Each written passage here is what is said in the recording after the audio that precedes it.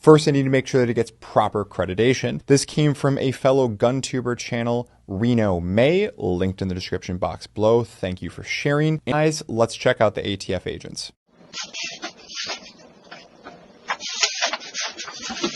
Hey, there you go. Hey, sir, how you doing? I'm looking for Christopher Joust. He's not here right at the moment. Okay. All right, cool. So, my name's Mike. I'm with ATF. You don't need to see my lottery tickets. I'm with ATF. All right. He's on a list of some devices that he purchased for firearms that he should not go on. So, if he gets caught with it after this point, though, he's on notice as knowing that he's not supposed to have it. So okay. Cool. Are you his father, or? Yeah. Can I get your name, sir?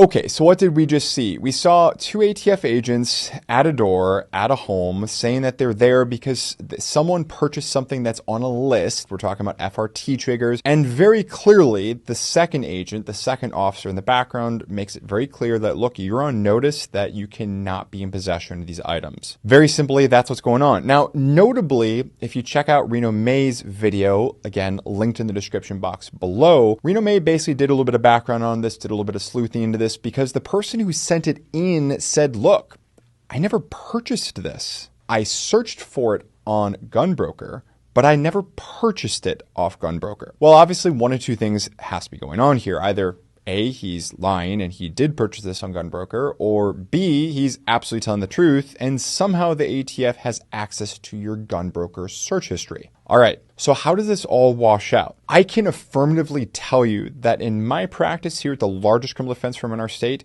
we are definitely seeing increased enforcement action from the ATF when it comes to FRT, WOT triggers.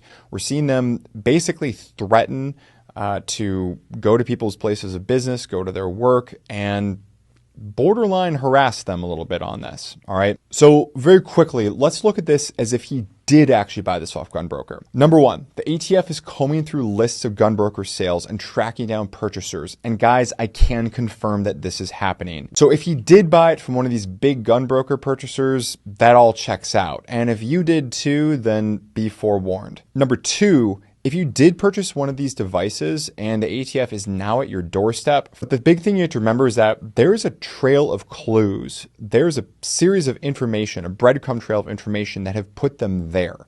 That presumably came from somewhere. It didn't come from nowhere. Because sometimes we have people contact my office and say, yeah, I have no idea how they got here. It's like, well, really? Let's put this together. Oh, you purchased it from a website online. Well, let's, again, try to figure this out here. Then yeah, you are teed up and potentially in their crosshairs for being in possession in what is their view, not mine, but at least their view today, not 5-10 years ago, a possession of a machine gun. So you're looking at major felony charges there. And again, this is the path to where we see that enforcement. Every warning flag is here where they're making sure that people know thou shalt not possess. I'm letting you know that if I'm the prosecutor mapping out cases against these people, I need to start with making sure that I can get them on the mens rea. That's the Latin legal term for they had the proper criminal intent, the proper criminal knowledge.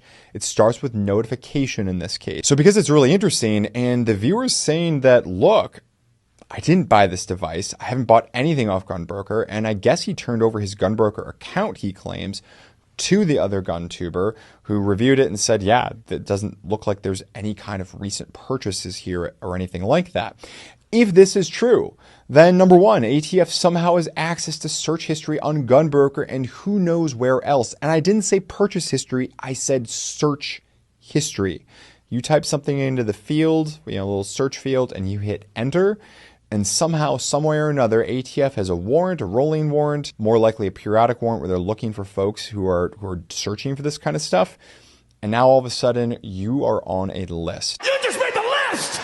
Number two, always remember that you leave a digital breadcrumb trail everywhere you go across online. Okay, you don't actually have to purchase something to have created a trail that you're going there. And no, going into incognito mode or something like that, that's not like the end around everything, okay?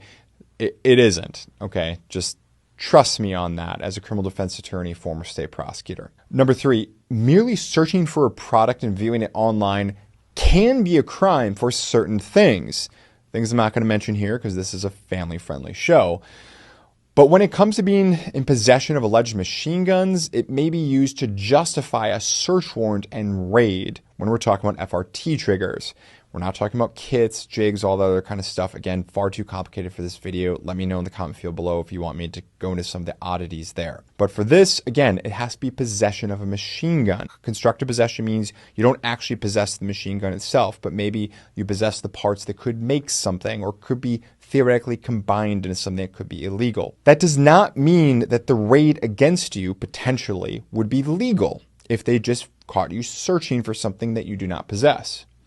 But it does mean that your stuff and your life will be turned upside down and inside out as you deal with the fallout from that raid, both legally, financially, and reputationally. No, that is not fair.